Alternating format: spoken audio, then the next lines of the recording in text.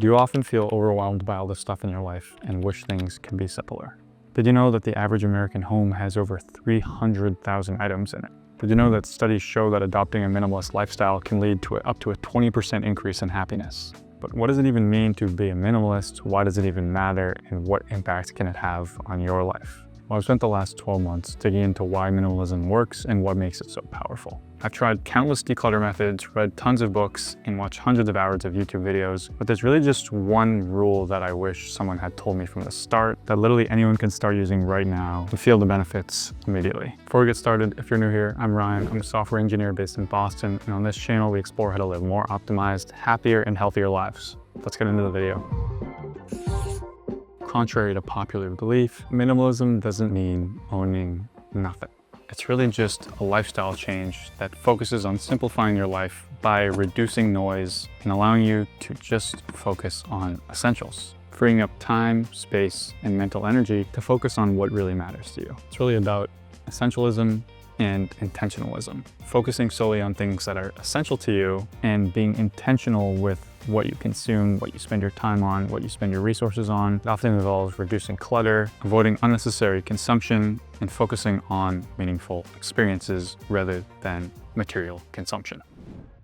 Now let's talk about the benefits of minimalism. Now, believe it or not, there's actual research out there on the benefits of adopting a minimalist lifestyle. And the research actually presents a pretty good case for adopting a minimalist lifestyle with benefits that you might not expect. The first piece of research I want to highlight is a systematic review of studies by Joshua Hook and colleagues done in 2021. And they found that minimalism, aka voluntary simplicity, is consistently linked to improved well-being, stating that potential mechanisms to explain this relationship included the control of consumption desires and psychological needs satisfaction. In other words, minimalism actually improves well-being by helping you control your consumption as well as making you feel more satisfied with what you do have. The second piece of research I want to highlight is an observational study of over 1,000 participants done by Jing, Kang, and colleagues in 2021. And they found that minimalism, which they defined as a sustainable lifestyle characterized by clutter removal, cautious shopping, longevity, and self-sufficiency, enhances flourishing and alleviates depression. Let me say that again.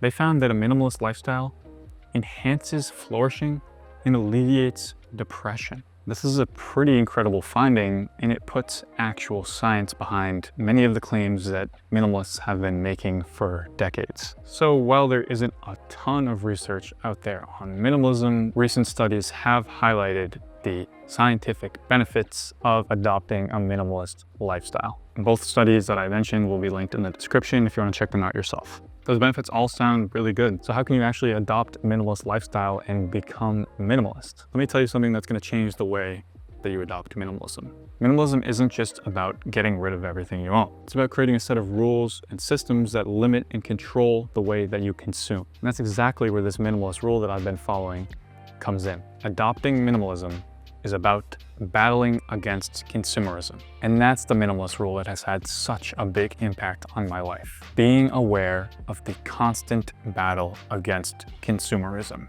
Being a minimalist is understanding that we do have enough, focusing on experience rather than material possessions, and realizing that we're always going to want more no matter what we have. We're programmed to never be satisfied. We're programmed to always be craving the next best thing. But by becoming a minimalist, you come to understand that you do have enough.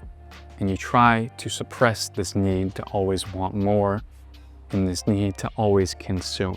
Yes, it's important to also declutter when you have too many things. Yes, it's important to buy things that you need, but becoming a true minimalist and adopting the minimalist rule that can change your life is about understanding that you're always going to want to consume and that the world around you is programmed to get you to consume as much as possible. The world is built for consumers. Apps are created to make you spend as much time on them as possible. Amazon is programmed to make you spend as much money and as much time as you possibly can on their website. Stores are made to hook you in and have you spend as much money as you can. So by just being aware of this constant battle and your tendencies to consume naturally inside you as a human being, you can start to become a minimalist. That being said, minimalism has hundreds of habits to help you control your focus, time, and consumption. And there's 4 that I use on a daily basis that save me 10+ hours every week. And I made a video about them. You can click here to check that out. Or you can click here to do a 20-minute declutter your closet along with me if you want to start your minimalist journey off right now. All right, thanks for watching. Hope you enjoyed, and I'll see you in the next one.